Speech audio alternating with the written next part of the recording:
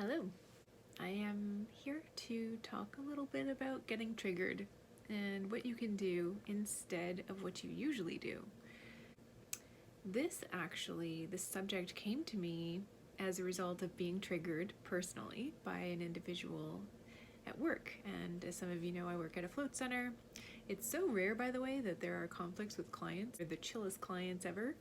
And any conflict that's there can very easily be resolved. So in this particular situation though, I actually was doing everything I could to just create flow and ease in the situation, but it just wasn't the right way.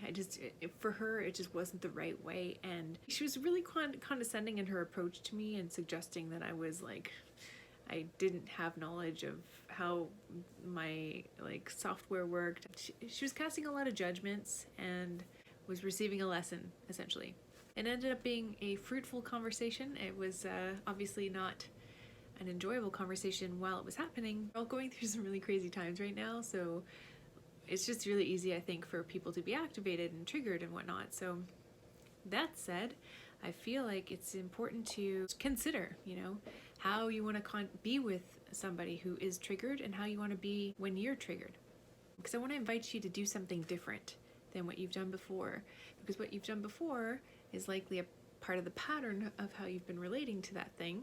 Being conscious about how we are in these scenarios is only going to expand our consciousness. So I brought this subject to a community of people who are incredibly wise and brilliant individuals. I'm very grateful to be connected to so many people who have such tremendous insight into themselves and into others, lots of conscious people. And so I decided to put this question out to the network that I'm connected to. It's like, how do you consciously tell someone to go fuck themselves? That's basically the question I was putting to the community. And I genuinely wanted an answer, but I was also being really playful. I was like, let's play with this a little bit, because I was noticing I was being triggered. I owned that I was being triggered. I'm like, I'm being triggered right now. I'm just noticing this trigger thing. And I got some really interesting feedback and responses, and I really want to share them with you because they're noteworthy. And they were I received so many kind of unlocking moments throughout the day in processing some of these things that some people have said to me. I even brought the conversation to the park and brought it up with somebody there, and she provided me with, Angela, she provided me with some interesting reflections as well. So I'm going to share all of that with you because I think it's all very valuable. First of all, when you notice that you're being triggered, it's good to understand what that looks like, what it feels like. How do you know when you're being triggered? So just consider, how does it feel for me when I'm triggered by somebody? And you don't have to think about it too much. You know what it's like. So getting clear about that and directly acknowledging how that feels right now. Just consider that. And when you are triggered, make a point to actually take a big deep breath. Be conscious about your breathing and the depth of your breath and the pace of your breath. So inhaling really, really deeply, holding it for a brief period of time, and then releasing it, and just conscious breathing for a few breaths. So see if that helps sort of adjust your frequency just a little bit. And then, just identify your feelings. Identify what you're feeling, what thoughts are coming up, what stories are coming up.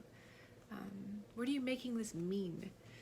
Why is this triggering you? What story is that perpetuating in your consciousness that's probably a story that's been there for a lot longer than this person's been in your life? So what is that story that's showing up right now?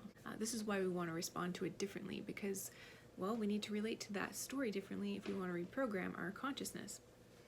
So identifying the stories, identifying the feelings, but also asking the question, what can we learn from this experience? What is this here to teach me right now?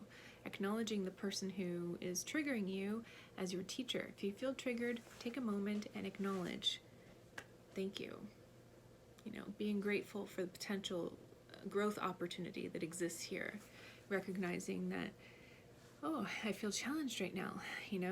This is something here that I can learn. And you could even pose this to the person that you're talking with. You could say, hey, let's not talk like this to each other. Let's take a moment and consider What can we learn here? You know, what is here for us? That's a reflection that came from a friend Joey, which I found to be really cool thing to sit with. I'm just gonna kind of go through some of the things that came up for me and some of the things that came up for some friends.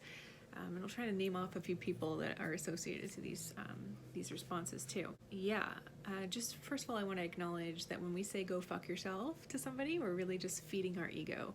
Like, our ego feels really good when it's like, "How about you go fluff yourself?" You know, like there's just, it's satisfying, it's enjoying, but really what it's doing is it's making the ego right. It's making the ego feel like it's above you. It's condescending. It's separating. It's not creating a kind of sense of collective togetherness. It's divisive, and there's a polarizing quality, of course, to that.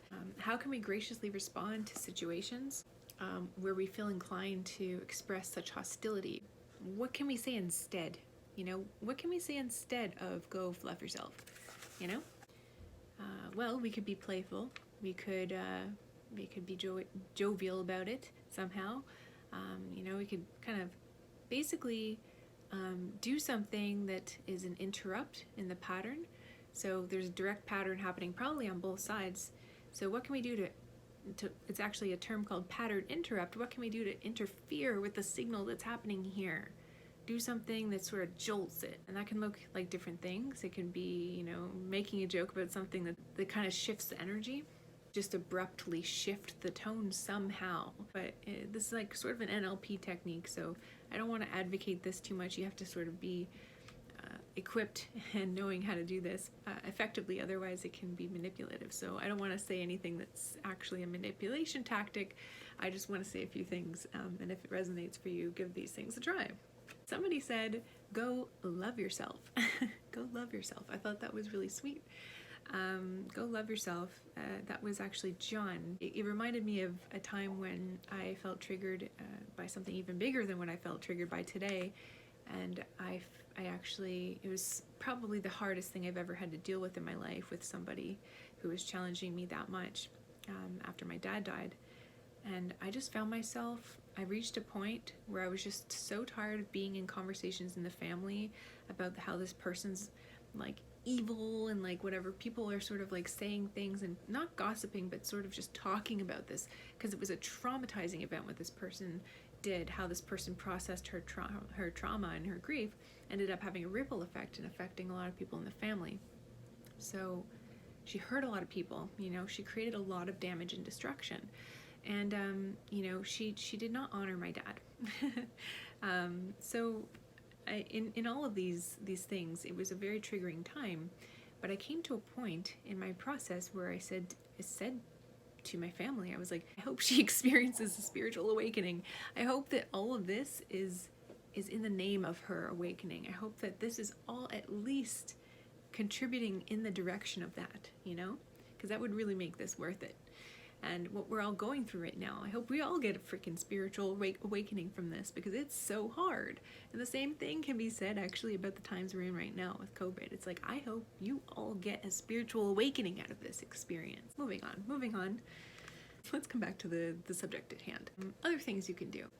You can engage empathy. And how is it for this person to experience what it is they're experiencing right now? Like, get out of your seat for a second and consider, you know, what is their pain point? What is coming up for them? What can I appreciate about this person's experience right now? I can really appreciate that you probably feel this way, or I can really appreciate that you feel frustrated about this, or I can really appreciate whatever, right?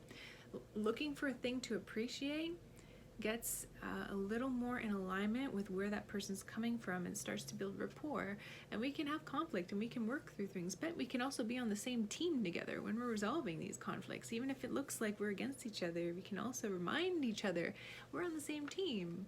But yeah, getting that rapport, getting on the same side as the other person, recognizing that we aren't in opposition to each other. We're actually inviting each other to grow and ascend in consciousness.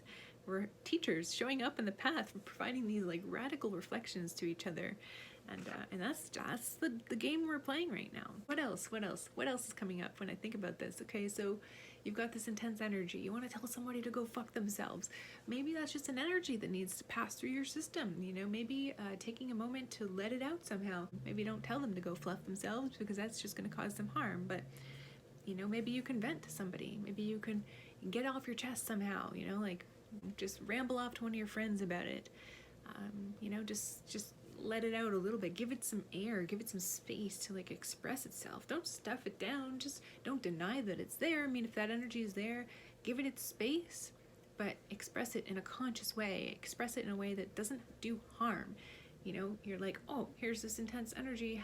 Okay, how can I release this in a way where I have control, where I'm in the present moment, what it is I'm processing. It's an energy that I'm processing, and I'm effectively releasing it. I'm not unconsciously being driven by, programs that were put in my brain from like my child self.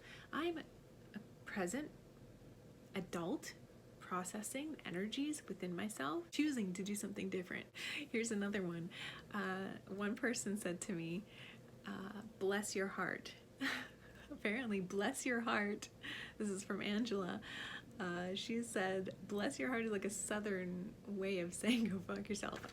I don't know how that translates. I'm not in the South, but I found that to be hilarious, but also so sweet. Like when you really hear the words, bless your heart, like it's like, I hope you have a spiritual awakening. It feels very similar to that, so I really like that. Here's another. This is from Bella. She says, you're better than that. And she says, be careful with this one. You don't want it to be condescending. You have to really mean it. You have to be addressing the higher self within that person and recognizing and honoring their best version of them. I don't think she used those words. What did she say? Call forth the better self. Talking to them, in this way where you know that that's there. You're not talking to the programming. You're not talking to the wounded part of them who's from the past. You're talking to their soul. So how can you get into that kind of headspace? How can you invite yourself into that kind of realm? Yeah, just remembering that they are our teachers, and just driving that one home. It's just knowing that we are doing this for each other, that it goes both ways. Maybe we can learn something here. There's another message I received finally, not last but not least. There's Angela from the park. So Angela, on my way home, I was gonna go play some frisbee. I had a little throw session in the park. It was such a beautiful day. And I saw Angela there. Angela was there, and I told her a little bit about my day and what was coming up for me, and this question, like, how to consciously tell someone to go fluff themselves. She said, acknowledge that they are scared. She said most people who are experiencing anger are actually experiencing fear underneath their anger for some reason, and the anger is like, to kind of protect, or to some extent. So remembering this when we're responding to somebody, not necessarily talking, but kind of like responding to somebody's anger like they're scared. Think about that one. Instead of like, go fluff yourself. What's going on? Like, how can you tell me a little more about what's coming up for you right now? Or whatever the thing is, whatever feels most contextually appropriate, but getting on the level of care and consideration. And how would I be with a person when they were blatant, when they were just fully displaying fear with me, whether they're a stranger or a friend or a relative, whatever. Like, how would I be with this person? It's cool to think about. So yeah, that was that one really, that was like a key in the lock situation. And like all day processing this challenge, this triggering moment that I experienced at work, kind of brought me to this place. Like initially it started off as a bit of a joke, like, how do you consciously tell somebody to go fluff themselves? And then I got to a place of being like, oh, like there is a conscious way to be in this space, to actually, here's an invitation right now to transmute it, rather than, I was using humor to sort of bridge myself into being able to talk about it in a conscious way, which was really helpful for me. So yeah, just noticing like, what can I do differently? I notice that this trend is showing up. I'm feeling triggered right now. This is a familiar feeling. I don't like the way that this feels. I don't like how this always happens to me. What can I do about it? How can I shift this energy right now? So yeah, I hope these reflections are useful for you. I know they certainly were for me, and I'm sitting with it, and it's a game changer, really looking at these as opportunities to evolve, and not just for you to evolve, but for the other to evolve as well, and really honoring that point of conflict and contrast is actually such a stark and blatant reminder that, hey, we're in a classroom right now. What can we learn right now? What can we learn from each other? Get excited. Get excited. Like, reality is like, it's a game, right? Like, it's all happening for your personal expansion and evolution. So how cool is that, You experience something really hard and it's like, okay, like, oh, a global pandemic, sweet. Like, this is an invitation for you to continuously be expanding upon yourself, challenge after challenge after challenge. What are you gonna do about it? Better get good at it. Like I say, like, you better learn to get good at hard things, because life is just gonna keep tossing them our way. We're just gonna keep having to process these things. So instead of doing the same old thing and like dragging our heels and being like, I don't want to learn this lesson, and having to face it again like shortly later, how about we try something new? So I just wanted to invite you to consider this, and yeah, drop a message in the comments. Let me know what comes up for you when you receive this message. Yeah, that's it. That's all I wanted to share for now. I am signing off for now, but I hope you have a beautiful rest of your day. Bye bye.